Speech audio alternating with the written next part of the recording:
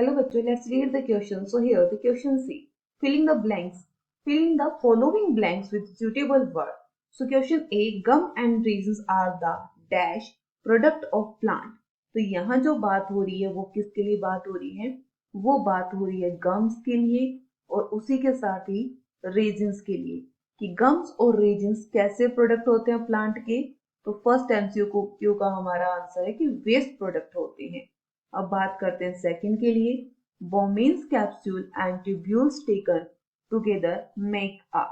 तो Bowman capsule के साथ में अगर क्या जुड़ जाती हैं, ट्यूब्यूल्स जुड़ जाती हैं, तो वो दोनों जुड़कर क्या बनाते हैं? तो वो दोनों को जुड़कर हम कंबाइंड एक टर्म यूज करते हैं, वो है नेफ्रॉन, जिसे हम क्या कहते हैं? नेफ्रॉन होता है हमारा स्ट्रक्चरल एंड फंक्शनल यूनिट होता है. किसका? किडनी का. तो स्ट्रक्चरल और फंक्शनल यूनिट कौन है? नेफ्रॉन होता है. फिर हम बात करते हैं सी के लिए. तो नेक्स्ट सी कॉलम में हमें क्या कहा है? The organ which extract the nitrogen waste from the body are. कि हमारी बॉडी से नाइट्रोजन वेस्ट को जो रिमूव करता है उस ऑर्गन का नेम क्या है? वो ऑर्गन होता है किडनीज है, यानी कि वन पेयर किडनीज ये वर्क करती हैं. फिर बात करते हैं नेक्स्ट वन.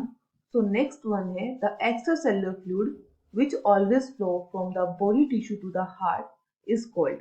यानी कि बॉडी टिश्यू से जो हार्ट की ओर ब्लड जा रहा है उसके लिए हमें कहा गया है कि बॉडी टिश्यू से कहाँ जा रहा है? हार्ट की ओर. तो उस लिक्विड का क्या नेम है? तो हार्ट से बॉडी टिश्यू है, ना कि ब्लड के लिए है. तो एक्स्ट्रा सेलुलर फ्लूइड तो कहते नहीं, क्योंकि ब्लड को हम क्या कहते हैं? कनेक्टिव टिश्यू कहते हैं. तो यहाँ जो आंसर आएगा वो क्या आएगा? वो आएगा लिम्फ. फिर बात करते हैं लास्ट. तो लास्ट हमारे पास क्या कहा गया है? E category. The dash blood cell make antibody where dash blood cell help in respiration.